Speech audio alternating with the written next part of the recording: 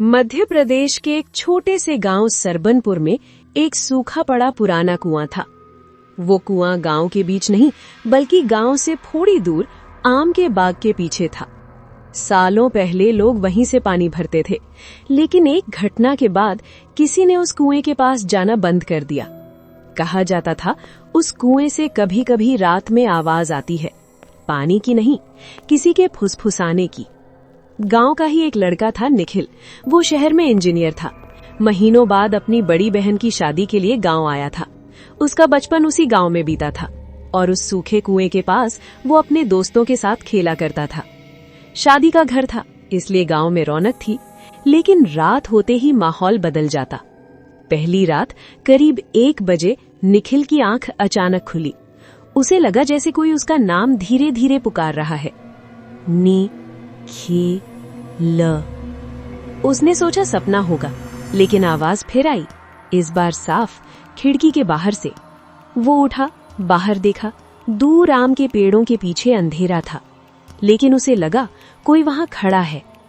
अगली सुबह निखिल ने अपनी दादी से पूछा, दादी, वो पुराना कुआं अब भी है? दादी का चेहरा बदल गया। उसका नाम मत लिया कर। फिर धीरे धीरे उन्होंने बताया, लोग कहते हैं वो खुद नहीं गिरी, उसे धक्का दिया गया था। लेकिन किसने? ये कभी साबित नहीं हुआ।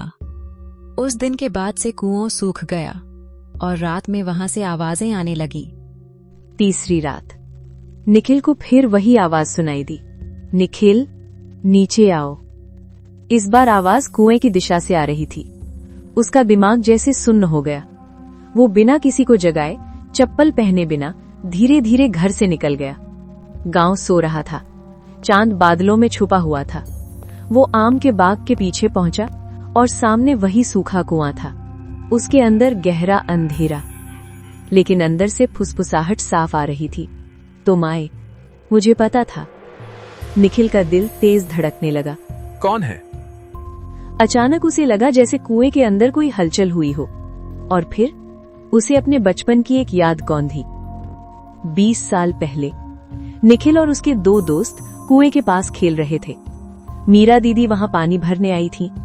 दोस्तों ने मजाक में उन्हें डराया था। निखिल ने पीछे से भूत कहकर जोर से चिल्लाया था। मीरा चौंकी, उनका पैर फिसला और वो कुएं में गिर गई। उस दिन तीनों बच्चों ने किसी को सच नहीं बताया। उन्होंने कहा, हम तो वहां थे ही नहीं। गांव वालों ने इसे हादसा मान लिया, लेकिन सच सिर्फ 3 लोग जानते थे। कुएं के अंदर से आवाज आई, तुमने सच क्यों नहीं बताया? निखिल के पैर कांपने लगे। मैं बच्चा था। 20 साल मैं इंतजार करती रही। निखिल पीछे हटने लगा, लेकिन उसके पैर जैसे जमीन में धंस गए।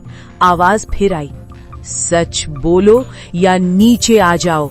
सुबह गांव में हड़कंप मच गया। निखिल गायब था। लोगों ने खोजबीन शुरू की। आखिरकार आम के बाग के पीछे कुएं के अंदर उसका शव मिला। उसके चेहरे पर अजीब सी शांति थी, जैसे उसने कोई बोझ उतार दिया हो।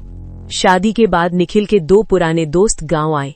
रात में उन्हें भी वही आवाज सुनाई दी, अब तुम्हारी बारी है। क्योंकि कुछ सच दबाए नहीं जा सकते, और कुछ कुएं सिर्फ पानी नहीं, राज भी संभाल कर रखते हैं।